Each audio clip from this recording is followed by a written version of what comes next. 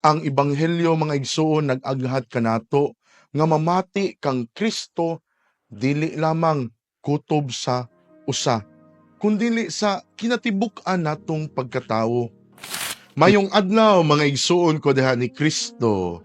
Ani ana usab ako si Reverend Jessam, usa sa mga diakono sa atong Archdiocese sa Sugbo. Og uban usab kita niini karong pagpamalandong sa pulong sa Dios. Mga igsoon, unsa may kalahian sa pagpaminaw o pagpamati? Ang pagpaminaw daw nagpasabot sa pagpatalinghog gamit ang atong hunahuna, pag-aninaw, pagsabot o pagpamalandong. Sa laing bahin ang pagpamati nagpasabot usab sa pagpatalinghog uban sa pagbati, pagpaminaw sa kasing-kasing, pagbati sa mensahe o pagpanginahanglan sa espiritu. Sa atong ebanghelyo karon, ang atong ebanghelyo nagsaysay ug ang atong Ginoo nag-ingon, ang akong mga karnero nakaila sa akong tingog ug misunod kanako.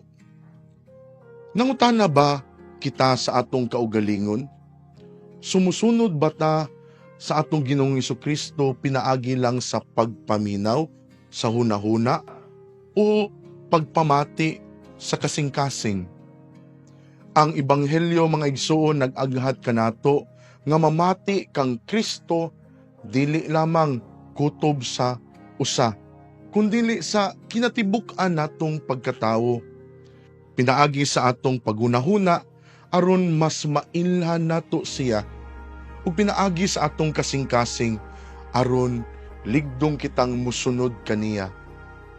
Sibo usab nga karong adlaw atong gihandom ang pagpakita sa mahal nga Birhen sa Fatima. Ang mensahe sa Fatima nag-aghag kanato sa pag-ampo, paghinulsol ug pagbalik ngadto sa Ginoo uban sa tibuok natong kasing-kasing ug huna-huna. Si Maria ingon nga inahan nato nagpahinumdom kanato sa tinuod nga pagsunod kang Hesus dili lang sa pulong, apan labi na gayud din sa atong buhat o kinabuhi.